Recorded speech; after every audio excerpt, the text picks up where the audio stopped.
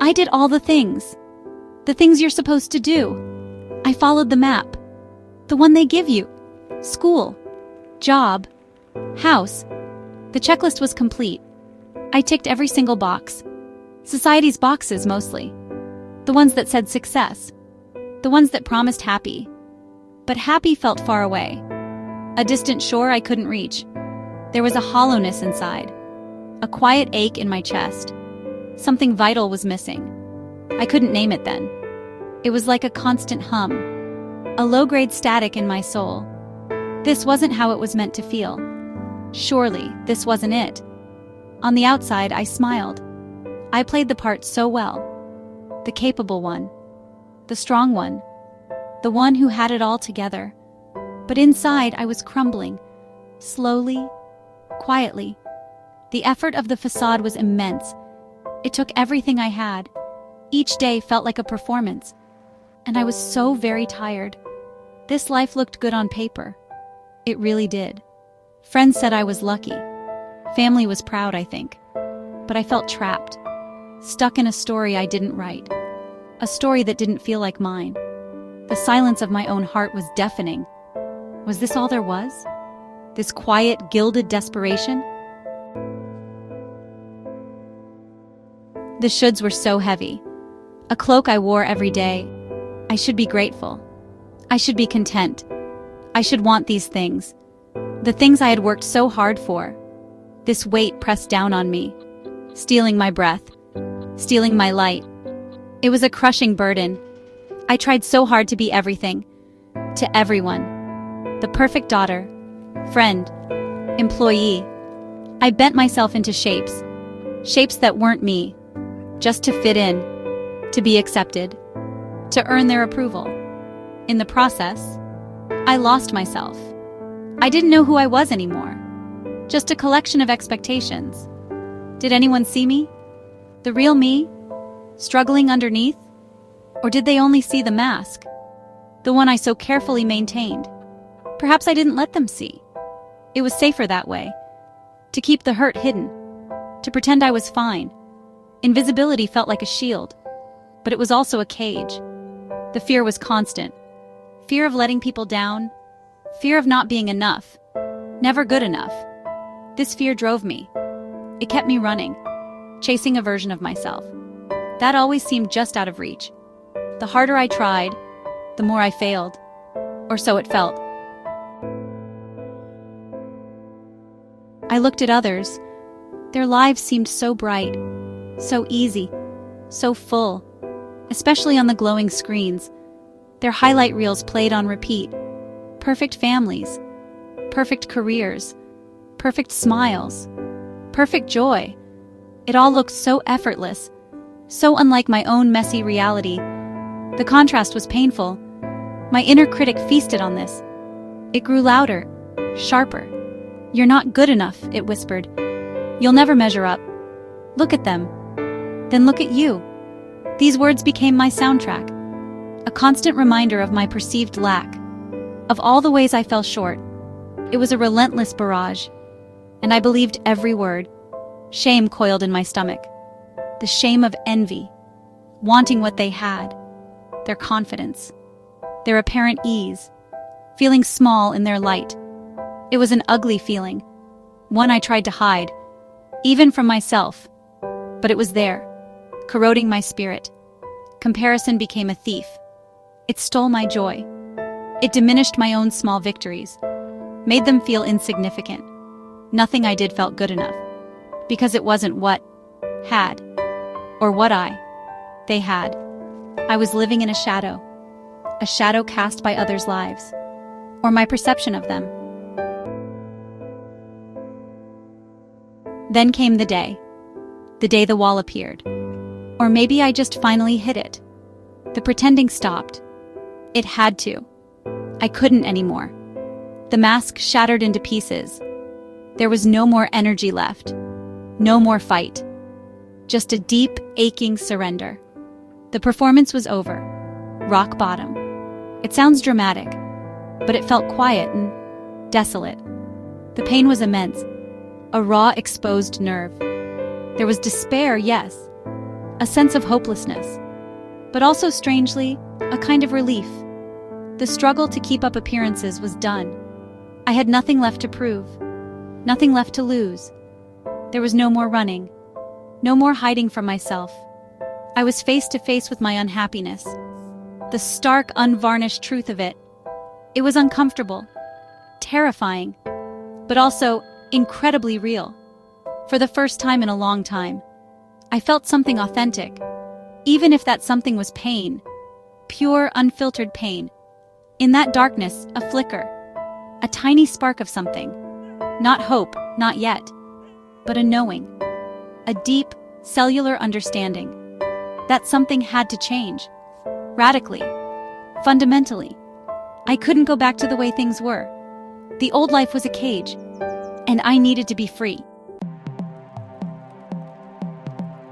The idea arrived softly, unannounced, unexpected, like a feather landing at my feet. It wasn't a shout. It was a whisper, a suggestion in the quiet. Someone, somewhere mentioned it. Writing a letter. A simple, ordinary letter. But with a twist. This wasn't a letter to a friend, or a complaint to the universe. It was a letter from my future self. The self who had navigated the storm. The one who had found her way. The one who was whole, healed. The one who knew the path, or at least had walked it. She was waiting for me, in the pages I hadn't yet written. Skepticism was my first response. It sounded a bit out there, a little too simple, maybe silly. Talking to myself from the future, how could that possibly help? My logical mind rebelled. It wanted practical solutions, action plans, tangible steps, not this ethereal concept. But desperation is a powerful motivator. I was at the end of my rope. I had tried everything else. The right things hadn't worked. So, what did I have to lose? Maybe this strange idea held something. A kernel of truth. A sliver of light. I decided to try, with a heavy heart and a sliver of curiosity. What if? The blank page stared back. Intimidating. Empty. What would she even say? This future version of me, the one who supposedly had answers, or at least perspective. I felt a knot in my stomach. This was harder than I thought. It felt incredibly awkward, like an imposter in my own skin. The first words were stilted, forced, unnatural. "Dear me," I began.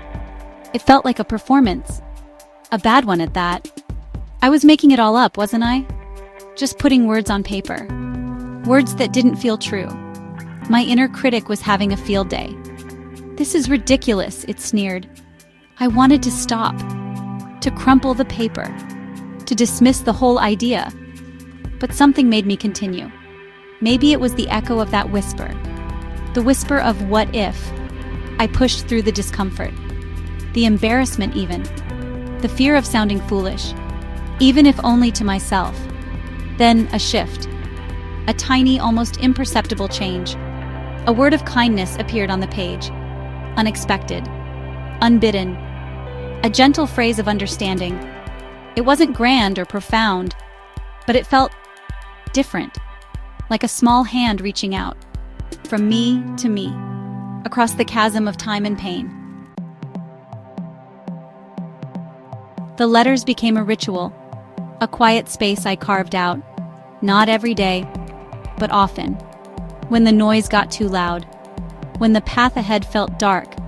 It was a conversation with hope, a lifeline to a wiser self, a self I was slowly starting to believe in. She didn't scold or judge, she just listened and understood. My future self on those pages offered a different perspective. She reminded me of my strength, the resilience I had forgotten. She pointed out the small victories, the ones I had dismissed. She saw the courage in my vulnerability, the bravery in just showing up. She spoke with a calm assurance that this too shall pass. She didn't have all the answers, no magic solutions, no quick fixes. The path wasn't suddenly clear, but she had something more important. She had compassion, deep, unwavering compassion for my struggles. She believed in me, even when I didn't believe in myself. Her voice was gentle, yet firm, grounding. This voice, her voice, my voice, started to become my compass. It guided my choices, small ones at first, like choosing rest over pushing through, or saying no to something that drained me. Then, slowly, bigger ones, about how I wanted to live, who I wanted to be. It was a quiet revolution. Those letters began to change me. From the inside out, my mindset started to shift. Fear didn't disappear completely, but curiosity grew stronger. Self-criticism still whispered, but self-compassion spoke louder. I started to see myself differently, not as broken, but as learning, not as failing, but as growing. I began to take small actions, inspired by her words, her belief, things my future self encouraged. Facing a small fear, setting a tiny boundary, speaking my truth in a safe space. These actions felt like tiny rebellions against the old patterns, against the old stories. Each one built a little more trust. The world didn't transform overnight. There was no sudden miracle. But I was changing. My internal landscape was shifting. And because I was different, I started showing up differently. More authentically, more vulnerably, less armor, more heart. It was terrifying and liberating, all at the same time. These small shifts created ripples, unexpected positive changes, new opportunities emerged, deeper connections formed with others. A sense of inner peace began to settle, a quiet confidence I hadn't known before. It wasn't about having it all figured out. It was about being okay with not knowing, and trusting I could handle it, with guidance from within. This simple act, writing a letter to yourself, from your future self. It might seem small, even insignificant, but it can be a powerful tool, a doorway to a different way of being, a conversation that can change everything. It's a practice of hope, a practice of self-love. You don't need to be a writer. You don't need perfect grammar or profound insights. You just need to be honest, willing to be vulnerable with yourself, willing to listen to that inner voice, the one that often gets drowned out by the noise of the world and the noise of your own fear. Just start. Pen to paper. Your future self is there, waiting for you, waiting to offer you wisdom, the wisdom you already possess, deep down, waiting to offer you hope and encouragement and love, the kind of unconditional love that can heal the deepest wounds, that can light the darkest paths. Change is possible. For you, for me, for everyone. It doesn't always require grand gestures or dramatic upheavals. Often it starts with a whisper, a quiet decision, a small, consistent action, like writing a letter to the person you are becoming. Your story is still being written.